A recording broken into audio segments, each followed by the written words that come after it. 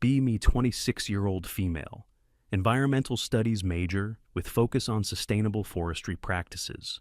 Spent last 4 years writing papers about how logging industry excludes women through artificial barriers. Thesis focuses on dismantling gender stereotypes in outdoor labor and natural resource management. Constantly arguing that physical differences between men and women are mostly social conditioning. Believe that forestry work is about technique, knowledge, and environmental awareness rather than brute strength. Always pointing out that women excel in precision tasks and attention to detail. Modern equipment and safety protocols should eliminate need for excessive physical capability. If women can be surgeons and pilots, they can definitely operate chainsaws and fell trees. Decide to prove my research by enrolling in Professional Logging Certification Program. Going to document how these courses perpetuate masculine stereotypes and exclude qualified women. Research Pacific Northwest Forestry Institute, known for traditional approach and high standards. Perfect opportunity to expose discriminatory practices in male-dominated outdoor industries. Application requires basic physical assessment and safety orientation before program acceptance. Nothing too demanding, just general fitness evaluation and equipment familiarity testing. Spend 3 weeks preparing with hiking, rock climbing, and general outdoor activities. Feel confident that my regular yoga practice and weekend camping trips have prepared me. Show up wearing my "girls can do anything boys can do" flannel shirt. Class of 18 students. I'm the only woman in entire program. Immediately notice these guys look like they've been swinging axes since childhood. Tell myself that intimidation tactics are exactly what I came here to expose. Instructor introduces himself as Bear, 30 years experience in commercial logging operations. Explains that next 8 weeks will cover every aspect of safe and efficient timber harvesting. Academic portion includes tree biology, forest management, safety regulations, and environmental impact. Excel in classroom settings, consistently scoring highest on written exams and technical assessments. Feel vindicated that intellectual preparation clearly gives me advantage over muscle-bound classmates. Practical training begins with basic hand tool usage and maintenance. Axes, cross-cut saws, wedges, measuring equipment, all seems manageable during demonstrations. First hands-on exercise involves limbing fallen trees with hand axes. Instructor demonstrates proper technique, emphasizing controlled swings and precise blade placement. Grab standard forestry axe, immediately surprised by how heavy it feels in my hands. Manage a few swings, but accuracy is terrible. Keep missing intended targets. Other students are efficiently removing branches with smooth, rhythmic motions. I'm taking twice as long and producing ragged, imprecise cuts that would be dangerous. Instructor adjusts my stance and grip, explains importance of letting axe weight do the work. Try again with better form. Still can't maintain consistent rhythm or power. Watch classmates working steadily for hours while I need breaks every few minutes. Feel frustrated, but convince myself this is just a matter of building technique and muscle memory.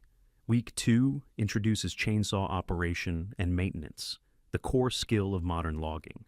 Safety lecture emphasizes that chainsaws are extremely dangerous tools requiring complete control. Improper handling can result in severe injury or death within seconds of losing focus. Pick up basic chainsaw, immediately realize it's much heavier than expected. Struggle to hold it steady in proper cutting position for more than few seconds. Instructor demonstrates starting procedure. Chainsaw roars to life with impressive power.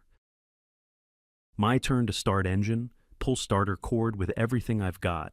Nothing happens, cord just slides out without engaging engine mechanism. Try again with more force, still nothing. Other students watching my struggles. Bear comes over to help, explains that starting technique requires quick, sharp pulls. Spend 10 minutes attempting to start chainsaw, while others move on to cutting exercises. Finally get engine running, but can barely control vibration and weight. Attempt basic crosscut on practice log. Chainsaw immediately binds in the wood. Instructor stops me before I can damage equipment or injure myself. Explains that proper cutting requires maintaining steady pressure and correct angle. Watch other students making clean, efficient cuts while I struggle with basic operation. Clearly, this requires upper body strength and control that I simply don't possess. Week 3 covers tree felling, the most dangerous and skill-intensive aspect of logging. Instructor emphasizes that improper felling techniques can kill you or your coworkers instantly. Trees can weigh several tons and fall unpredictably if cutting technique is wrong. Begins with small trees, maybe 8 inches diameter, to practice basic notching techniques. My job is to create precise undercut notch that determines direction of tree fall. Chainsaw feels impossibly heavy and unwieldy when cutting overhead at face level. Can't maintain steady cutting angle. Notch comes out crooked and uneven. Other students are producing clean, precise notches that look like textbook examples. Instructor examines my work, shakes his head disapprovingly at poor technique. Explains that improper notching could cause tree to fall backward and crush the operator. Feel genuinely scared about continuing with such dangerous equipment I can't control properly. Move on to back cut portion, the final cut that releases tree to fall. Requires maintaining perfect horizontal cut while monitoring tree for signs of movement. My cuts are shaky and imprecise, taking much longer than safe operational standards. Instructor has to take over and finish my cuts to prevent accidents.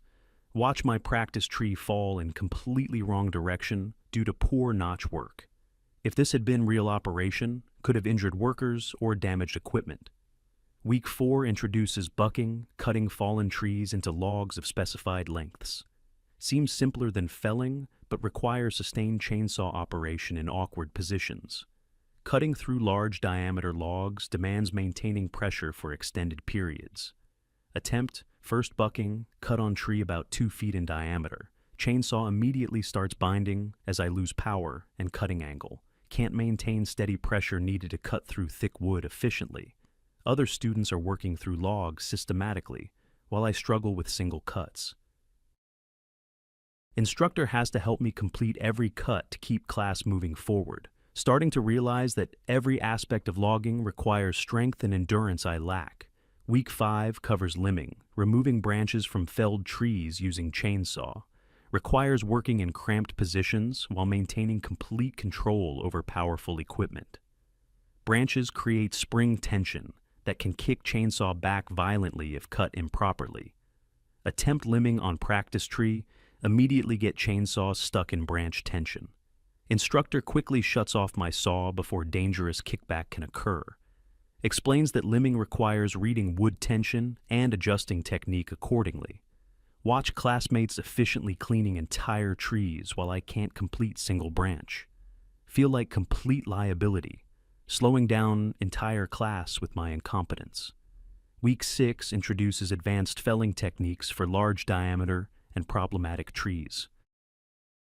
Trees over 3 feet diameter require specialized cuts and sometimes multiple operators. Heavy leaners, dead trees, and wind-damaged timber present extreme safety challenges. Instructor demonstrates bore cutting technique for trees with heavy forward lean. Requires precise chainsaw control to cut from inside tree without hitting obstacles. Can barely maintain basic cutting form. Advanced techniques are completely beyond my capabilities. Other students practice complex cuts while I watch from safe distance. Instructor explains that I'm not ready for advanced techniques due to basic skill deficiencies. Feel excluded and frustrated, but starting to understand safety rationale behind decision. Week 7 covers mechanical equipment operation, skidders, and log loaders. Thought this might be easier since it's machine operation rather than hand tools. Climb into skidder cab, immediately overwhelmed by complex hydraulic controls. Steering requires significant upper body strength, especially in rough terrain. Can barely turn steering wheel when machine is under load pulling logs. Other students are maneuvering skidders efficiently through challenging forest terrain. I'm moving slowly and jerky, constantly stalling or losing control. Instructor has to take over before I damage expensive equipment or create safety hazard. Realize that even mechanized forestry requires physical capability I simply don't have. Final weeks involve comprehensive skills, testing in simulated production scenarios. Written exams are no problem. Score in top 5% on safety and technical knowledge. Practical skills, evaluation reveals consistent pattern of inadequate physical performance. Can't complete any timed cutting exercises within industry standard productivity requirements. Need constant supervision and assistance to operate equipment safely. Graduation day approaches, instructor requests private meeting to discuss my performance. Explains that while academic understanding is excellent, practical skills don't meet certification standards. Can't recommend me for commercial logging work based on safety and productivity concerns. Suggests alternative careers in forest management, research, or environmental consulting. Feel defeated but also beginning to understand why physical standards exist in dangerous industries. Attend graduation ceremony. Watch classmates receive certifications I couldn't earn. Several guys approach me afterward, genuinely supportive about my effort and determination, but everyone understands why I couldn't meet physical demands of commercial logging. Bear pulls me aside, explains that logging has highest workplace fatality rate of any industry. Physical requirements aren't about discrimination. They're about preventing deaths and injuries. Trees don't care about your politics. They'll kill you just as fast regardless. Drive home that evening, finally confronting reality about what I've experienced. Spent years arguing that physical requirements in outdoor industries were discriminatory barriers. Now, understand that these standards exist because the work genuinely requires these capabilities. Injured loggers can't harvest timber, and dead workers don't contribute to any cause. Begin researching actual logging industry safety statistics and workplace injury data. Discover that fatality rates have decreased as safety standards and physical requirements increased. Modern equipment hasn't eliminated need for strength and endurance, just changed how it's applied. Realize that my academic theories ignored fundamental realities of dangerous physical labor. Start completely rewriting my thesis to reflect what I've actually learned about forestry work. New focus on how environmental goals can be achieved while respecting operational requirements. Get significant pushback from academic advisor who expected different conclusions. Several professors seem disappointed that I'm not confirming preferred narrative about gender discrimination. Defend new research by pointing out that environmental protection requires competent forest management. Argue that lowering safety standards to increase diversity could harm both workers and forests. Thesis committee becomes uncomfortable as I challenge prevailing assumptions about gender roles. Some faculty members accuse me of internalizing masculine values and betraying feminist principles. Finish degree with research that contradicts most of my previous academic beliefs. Now, work as liaison between environmental organizations and logging industry. Help develop sustainable practices that acknowledge both ecological and operational realities. Focus on finding roles where women can contribute effectively rather than forcing inappropriate placements. Also consult on safety training programs that emphasize skill development over social engineering. Receive criticism from environmental groups who think I've been captured by industry interests. But protecting forests requires working with people who actually understand forestry operations. Looking back, logging school was most valuable education I ever received about real world. Learn that nature doesn't care about human political theories or social preferences. Dangerous work has genuine requirements that can't be wished away through activism. Trees, chainsaws, and gravity operate according to physics, not social justice principles. Wish more environmentalists would gain hands-on experience before making policy recommendations. Now, trying to bridge gap between academic environmental theory and practical forest management. Real conservation progress requires understanding both ecological science and operational constraints. Sometimes protecting environment means acknowledging that different people have different capabilities. Most effective environmental protection comes from working with skilled professionals, not replacing them. Learn to respect expertise and physical capability, rather than dismissing them as social constructs.